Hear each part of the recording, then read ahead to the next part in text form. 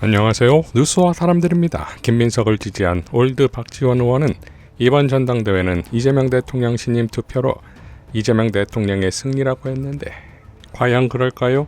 김어준 총수의 이번 전당대회 분석 중 충격적인 건 바로 이 부분이었습니다.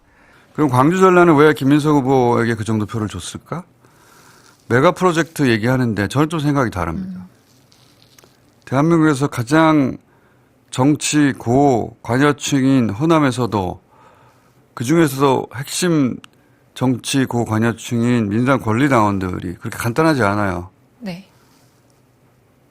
호남에서 유일하게 이 대통령 지지율이 70%대를 유지하고 있거든요. 다른 지역들은 50% 이하, 심지어는 최근 전국 지지율이 40%대 자체가 위협받고 있습니다. 그러니까 호남이 이재명 정부 지지율 아주 1호선을 방어한 거라고 저는 봐요. 이 대통령 지지율이 너무 떨어지니까. 그리고 김용 후보 탈락은 개인적으로 김용 후보 개인으로는 굉장히 받아들이기 힘들 거라고 봅니다. 근데 동시에 민주당 의원들에게 전해질 메시지도 무척 예사롭지 않을 거예요. 친명이라고 내세우는 것이 자기 정치에, 자기 당선에 도움이 되나? 의원들이 이제 따지기 시작할 거란 말이죠. 곧 총선이 있으니까. 자기 선거가 다가오니까. 네. 청와대로선 의원들이 그렇게 생각하기 시작하는 게 지금 지지율 빠진 것 이상의 위기입니다. 그래서 당청이 머리를 맞대고 이 문제를 심각하게 함께 고민하고 대응해야 합니다. 시간이 많지 않아요. 지난 15일 호남 결과에 대해 이분 뉴스는 이렇게 발언했었지요. 제가 생각을 좀 해봤는데요. 호남에서 호남이 어떤 곳입니까? 민주당 지지율 99% 나오는 건 아니에요. 그럼 그런 호남에서 이재명 정부가 잘못 가고 있다가 60%가 나오면 어떻게 되겠어요? 오늘 김민석 6, 정청래 30%잖아요. 송영길 10%. 그죠?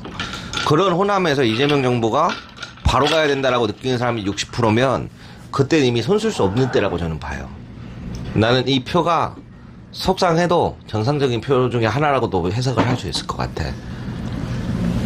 그게 호남이 맞아. 호남은 이게 맞아. 라고 생각을 해보는 거죠.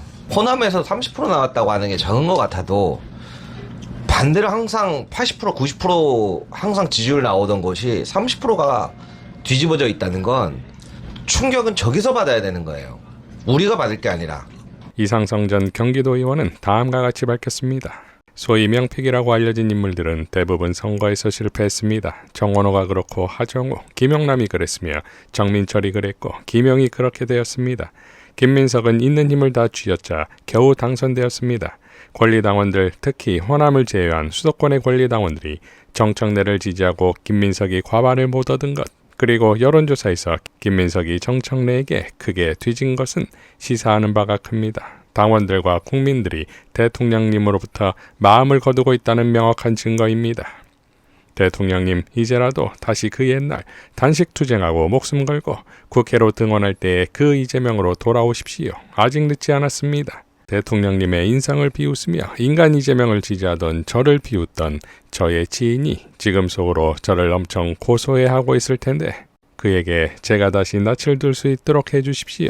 낮은 곳에서 들려오는 당원들과 지지자들의 말을 들으십시오. 시간이 많이 남지 않았습니다.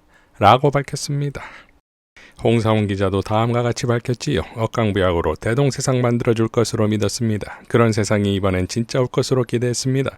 예전 우리가 열광했던 그 모습으로 돌아와 주기 바랍니다. 수출 중심 대기업 위주 정책으로 내수가 곤두박질치고 있습니다. 내수와 대부분의 고용을 책임지고 있는 중소기업 일자리, 무엇보다 임금 자체가 줄어들고 있습니다. 중산층도 살고 싶어하는 고품질의 공공임대주택을 많이 공급하겠다고 공약했었습니다. 다시 또 빚내서 집 살 수 있게 해주겠다로 바뀌었습니다.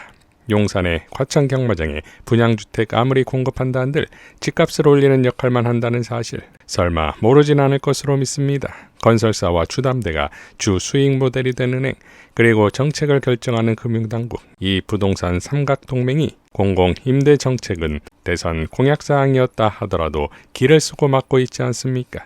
자신에게 돈이 안 되거든요. 사법개혁, 재벌개혁, 언론개혁 거기까지 넌감생심 바라지도 않겠습니다. 겨우 국회를 통과한 약속했던 검찰개혁 하나만이라도 지켜주기 바랍니다.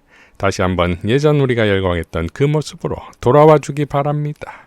최백은 교수도 다음과 같이 밝혔지요. 대한민국 재구성 행복 이게 저는 잘못 시작한 하나의 출발점이라고 봅니다. 그리고 이런 행보에 대해서 당연히 뭐냐면은 진짜 염려하는 사람들은 비판할 수 있죠. 대표적으로 유시민 작가의 정치 비평이죠.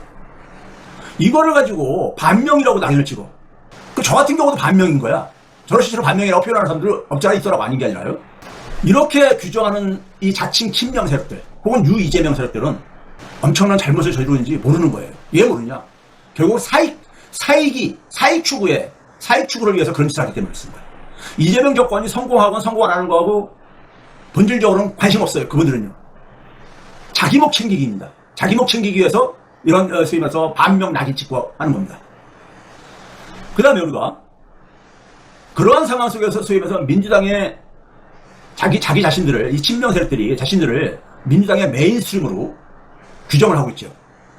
규정을 하고 있어요. 문제는 이재명 정권이 자신의 정체성을 구현하면서 자연스럽게 세력 교체를 하기보다는 전통적인 개혁 진영이라든가 민주 세력의 정체성을 무시하면서 이른바 명픽 방식으로 권력 및 당권 장악을 추구하니까 문제인 겁니다. 구체적으로 국민이 진짜 주인이 나라는 건 뭡니까요? 소위 말해서 우리가 민생과 그다음에 우리가 검찰개혁 이 두 가지로 우리가 많이 표현하는데 그 민생의 길이라는 게 뭐예요? 보통 사람을 사회경제적으로 얘기하게 되면 저소득층이라든가 중산층 이들의 경제력을 강화시키는 거지. 그래서 진짜 주인이 될 수 있는 힘을 갖게 해줘야 되는 거잖아요. 그렇죠? 그 다음에 이제 우리가 뭐냐면 검찰로 상징되어지는 특권층들의 권력을 해체하는 것을 못했잖아요. 문재인 정권이요. 이 성공 여부가 국민이 진짜 주인인 나라를 만들기 위해 성공 여부가 결정하는 거죠.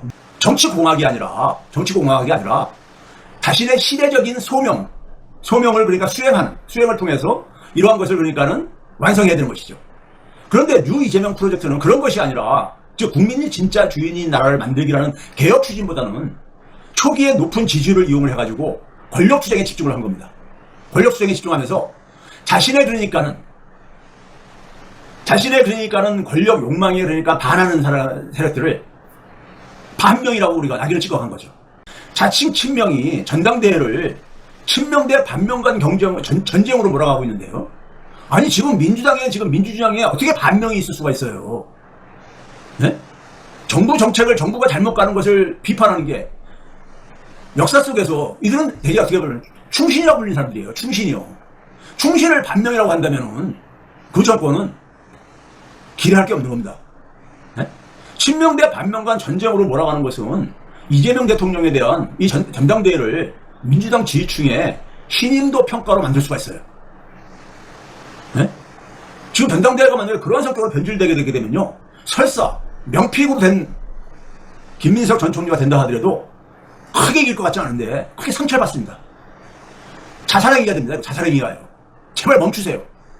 친명과 반명, 제발 이런 용어들 좀 삼가해달라고요. 지금 반명이 어디 있습니까?